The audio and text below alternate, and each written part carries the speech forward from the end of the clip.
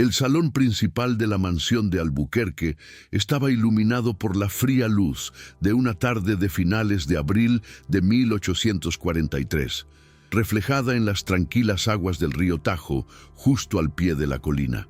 Los altos muros exhibían retratos de antepasados vestidos con atuendos solemnes, magistrados y comerciantes coloniales que habían consolidado el apellido familiar durante casi 100 años.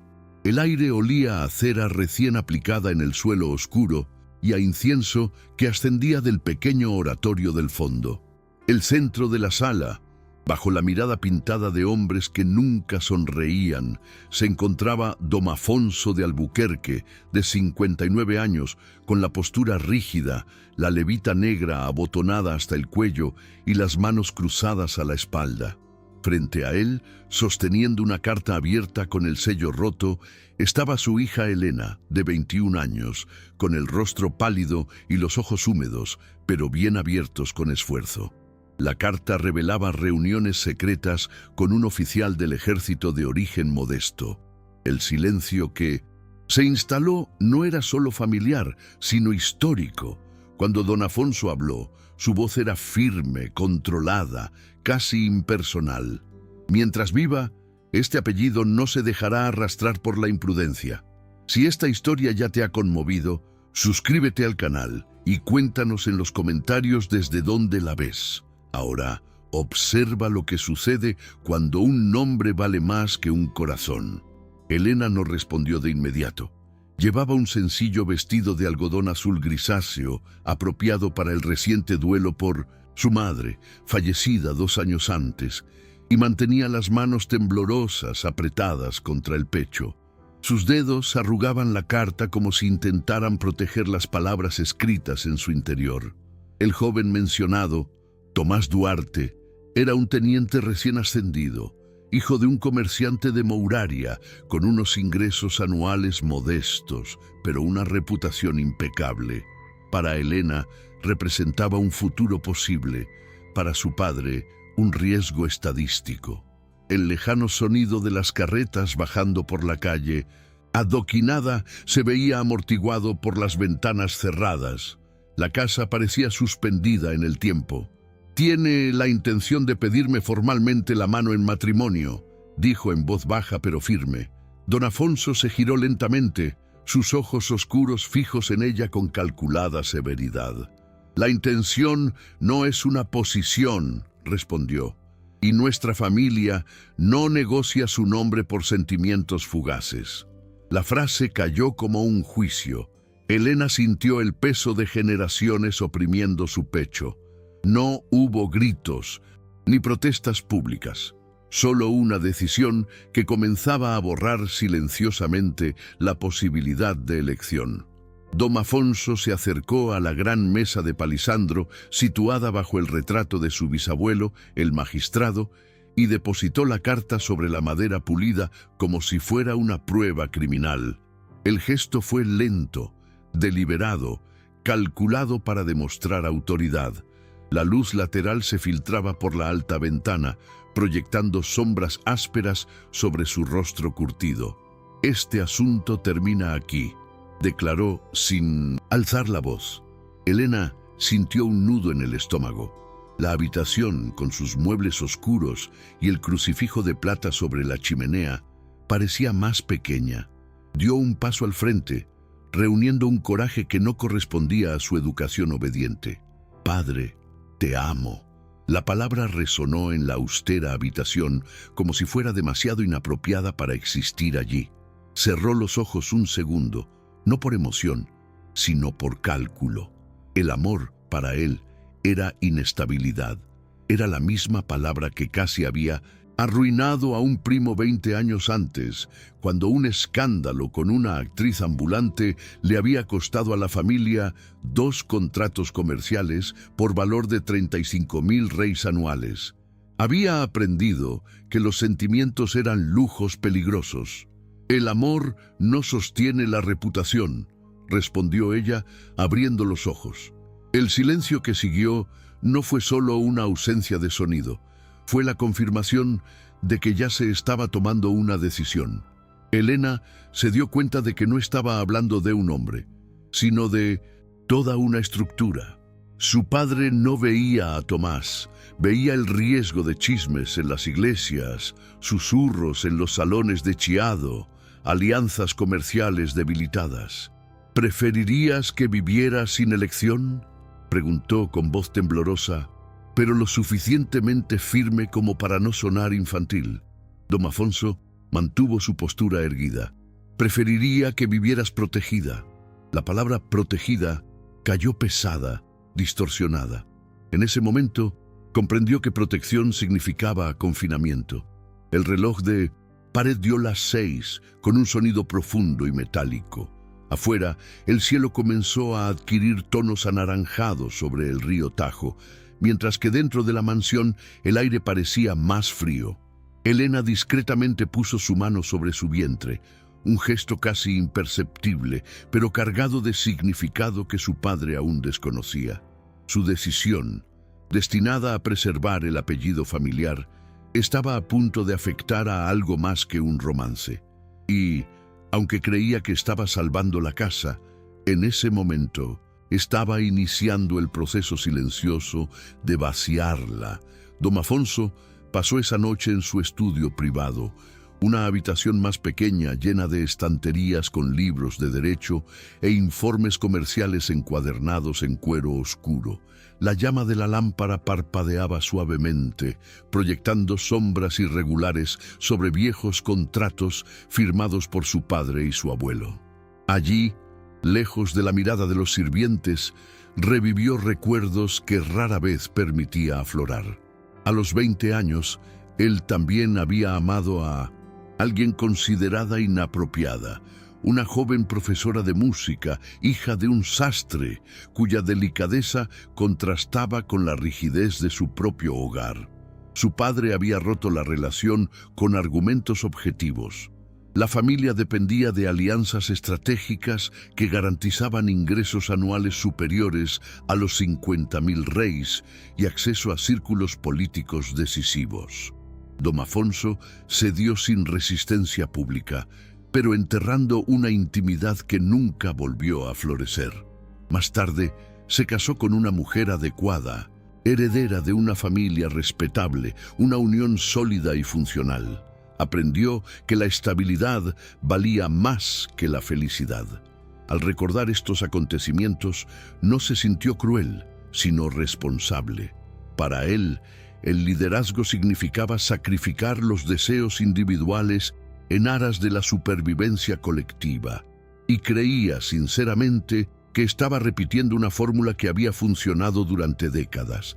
Helena, sin embargo, había crecido en un entorno diferente al que había moldeado a su padre. A pesar de 1966, la estricta disciplina, recibió de su madre una educación que incluía la lectura de cartas personales, reflexiones morales y la idea de que la dignidad no era sinónimo de sumisión absoluta. En el convento donde estudió hasta los 17 años, aprendió francés, bordado y catecismo, pero también conoció las historias de mujeres que habían elegido su propio camino. Cuando conoció a Tomás Duarte durante una celebración religiosa en Lisboa, no vio posición social, vio carácter. Hablaba con respeto, mantenía una postura erguida y describió planes sencillos. Abrir una pequeña escuela para hijos de marineros y soldados, algo que requeriría esfuerzo, no un apellido. Sus ingresos anuales no superaban los 4.000 reis, pero su determinación compensaba la falta de título. Las reuniones comenzaron supervisadas, convirtiéndose en conversaciones discretas a orillas del río Tajo, siempre bajo la amenaza de ser observadas. Helena sintió por primera vez que su vida podía construirse, no solo gestionarse. El amor que ella cultivaba no era rebelión, era esperanza estructurada en una promesa concreta. Cuando Don Afonso decidió actuar, lo hizo con precisión administrativa. En 3 días envió correspondencia formal al convento de Nuestra Señora de la Piedad, situado a más de 100 kilómetros de Lisboa, solicitando la admisión inmediata de su hija para un retiro espiritual. La expresión era socialmente aceptable, pero internamente significaba un aislamiento correctivo. Elena fue informada sin posibilidad de debate prolongado. El carruaje partió una mañana nublada. El cielo denso reflejaba el clima familiar. Ningún vecino notó nada inusual. La partida se organizó con discreción ejemplar. Don Afonso no acompañó todo el viaje. Delegó la responsabilidad en un sirviente de confianza, evitando una escena emotiva. Al regresar al silencioso interior de la mansión, sintió una breve sensación de orden restaurado. El apellido permaneció protegido, los contratos intactos, los comentarios inexistentes. La lógica parecía impecable. Sin embargo, al pasar por la habitación de su hija y notar la ausencia de objetos personales en el tocador, percibió un vacío físico que los números no podían compensar. Aún así, reafirmó internamente que las decisiones difíciles eran parte del liderazgo. En el convento, Elena se enfrentó a una realidad austera. El sencillo edificio, rodeado de campos abiertos y altos muros, contrastaba marcadamente con el lujo sobrio de su hogar en Lisboa. Las monjas eran respetuosas, pero estrictas. Las cartas se leían antes de enviarlas. Rara vez se permitían visitas. Elena intentó escribir a Tomás, pero sus mensajes eran interceptados. Las noches se hicieron largas, demasiado silenciosas. Su cuerpo comenzó a mostrar signos de debilidad, agravados por la ansiedad constante. Lo que más la afectaba no era la distancia física, sino la sensación de haber sido tratada como una amenaza. Recordó las palabras de su padre sobre la protección y se preguntó por qué se sentía castigada. Aún así, mantenía la fe en que reconsideraría. En Lisboa, la sociedad comentaba discretamente la firmeza ejemplar de don Alfonso. Sus familiares reforzaban su acierto. Cada elogio público reforzaba su convicción exterior, pero también profundizaba una inquietud silenciosa que comenzaba a aflorar en las solitarias mañanas de su estudio. Las semanas se convirtieron en meses, y la rutina de la mansión recuperó una apariencia de calculada normalidad. Don Afonso continuó recibiendo a comerciantes y magistrados en el salón principal, discutiendo remesas de Brasil y ajustes contractuales valorados en miles de reis. Su postura se mantuvo impecable, su voz controlada, sus decisiones objetivas. Sin embargo, había un detalle nuevo. Evitaba pasar por el pasillo que conducía a la antigua habitación de Elena al anochecer. El espacio permanecía cerrado, pero no intacto. La criada lo mantenía todo limpio, las cortinas alineadas, el ligero aroma a lavanda, aún perceptible. A veces, sin darse cuenta, se detenía ante la puerta y apoyaba la mano en el pomo, pero nunca lo giraba. Se decía a sí mismo que la separación era temporal, que la disciplina daría resultados. Creía que, tras meses de reflexión en el convento, su hija regresaría resignada, dispuesta a aceptar un matrimonio estratégicamente adecuado. Repetía esta narrativa interna con un rigor casi legal. Sin embargo, en las noches más tranquilas, el eco de la frase «lo amo» insistía en perforar su racionalidad. No se permitía llamarlo culpa, prefería llamarlo incomodidad circunstancial. En el convento, la salud de Elena empezó a preocupar a las monjas. La dieta sencilla, el clima húmedo y sobre todo su frágil estado emocional se reflejaban en su apariencia. Su rostro, antes carnoso, se había adelgazado. Sus ojos, aún dulces, llevaban una sombra constante. Fue allí donde percibió con claridad el embarazo que sospechaba desde Lisboa. La confirmación le provocó sentimientos encontrados, alegría interior y un miedo intenso. Sabía que esta noticia podría alterar definitivamente el destino planeado por su padre. Intentó escribir de nuevo a Tomás, esta vez describiéndole el embarazo y pidiéndole que contactara formalmente con don Afonso. La carta no llegó a su destinatario. interceptada, fue enviada discretamente a palacio. Al leerla, Dom Afonso sintió que el terreno simbólico cedía bajo sus pies. El asunto había dejado de ser un romance, se había convertido en una herencia biológica. El riesgo social aumentaba. Un nieto nacido fuera del matrimonio significaría comentarios constantes, cuestionamientos públicos y posibles problemas comerciales. Por primera vez, comprendió que la decisión inicial no había resuelto el problema, solo lo había pospuesto, y el aplazamiento ahora exigía una nueva elección, más compleja y más dolorosa.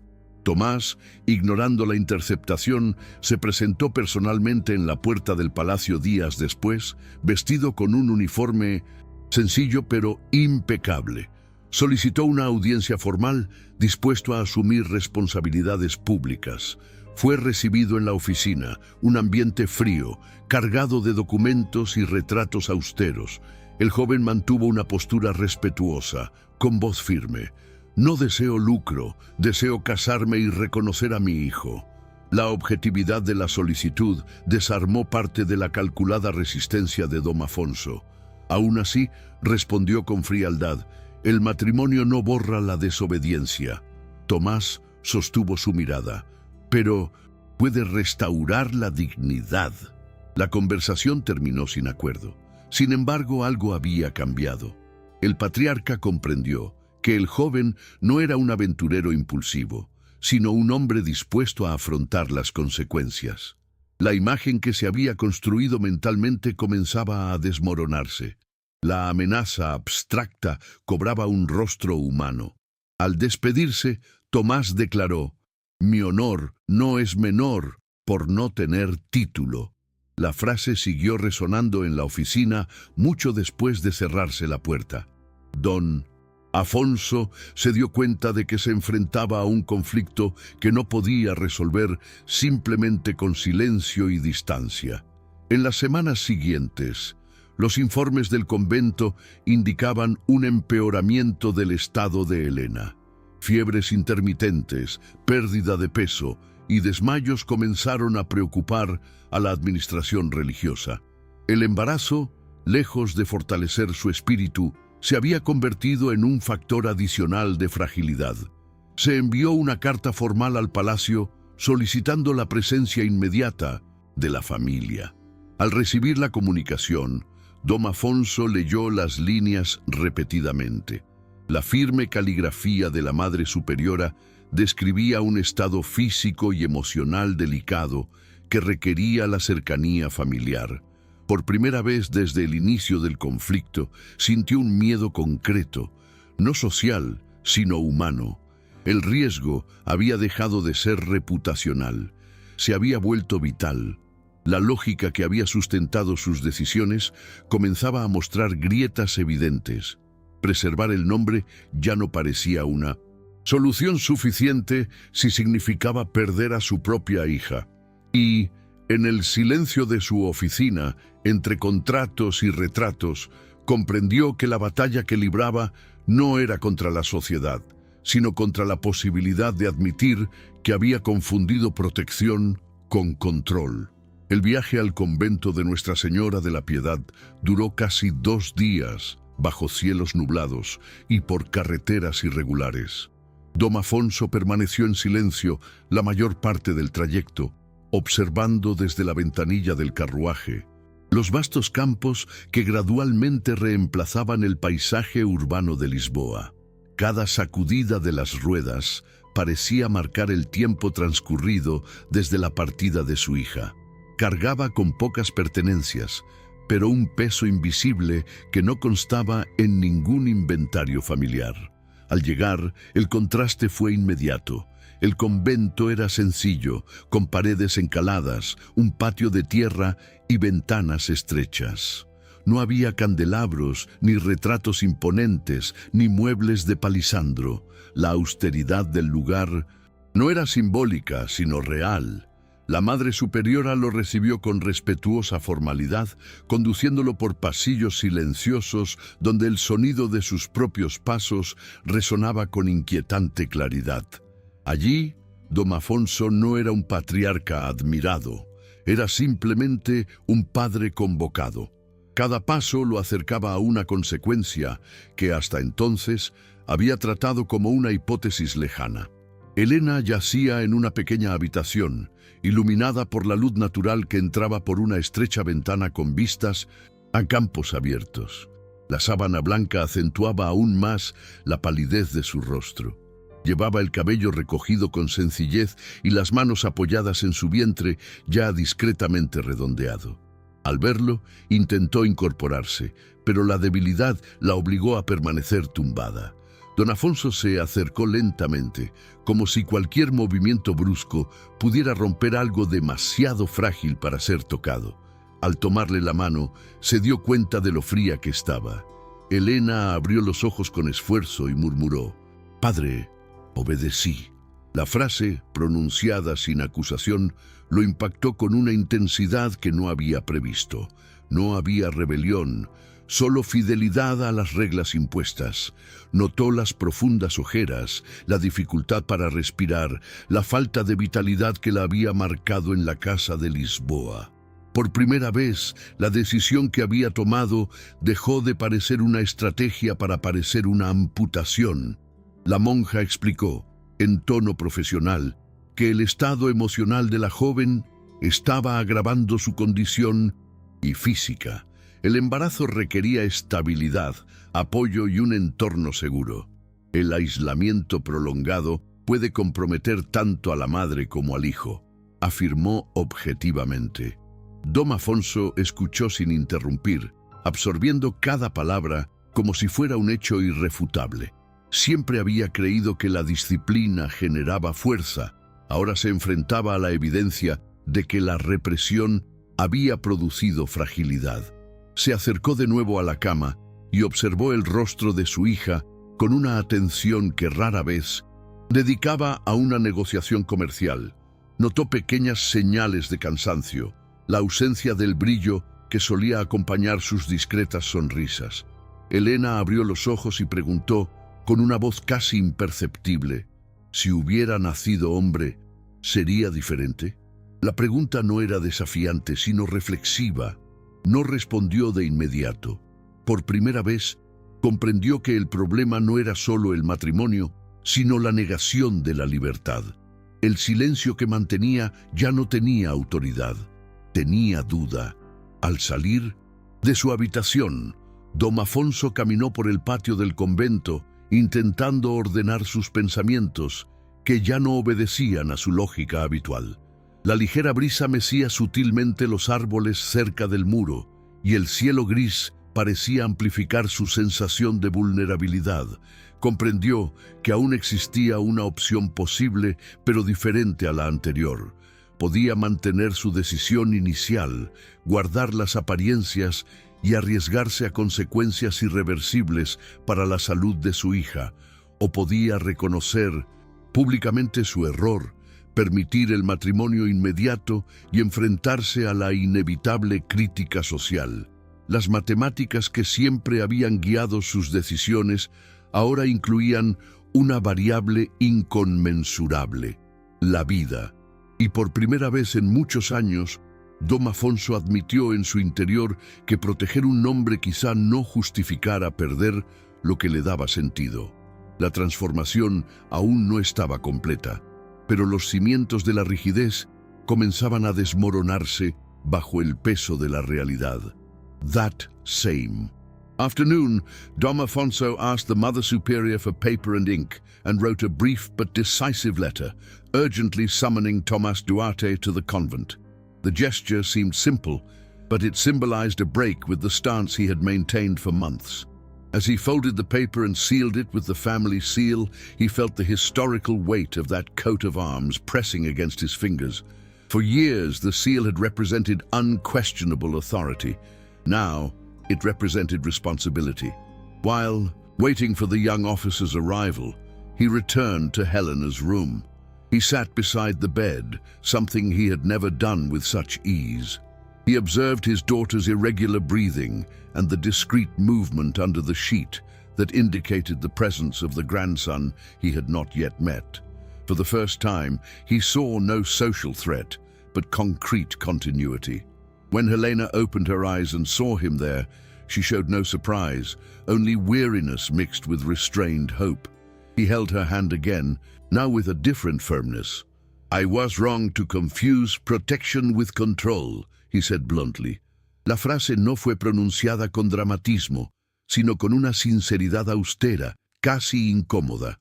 2 días después, Tomás cruzó la puerta del convento con su uniforme impecablemente planchado, con expresión tensa pero decidida. Al entrar en el sencillo despacho de la Madre Superiora, encontró a Dom Afonso de pie, con una postura aún rígida, aunque menos impenetrable. El silencio inicial fue largo. Tomás fue el primero en hablar. «He venido a asumir mi responsabilidad y solicito permiso para casarme de inmediato». No había desafío en su voz, solo convicción. Dom Afonso sostuvo la mirada del joven y percibió algo que antes se había negado a ver: dignidad sin título. «Te casarás con mi hija bajo mi nombre y en mi presencia», respondió finalmente. «Pero debes saber que enfrentarás críticas y pérdidas». Tomás asintió.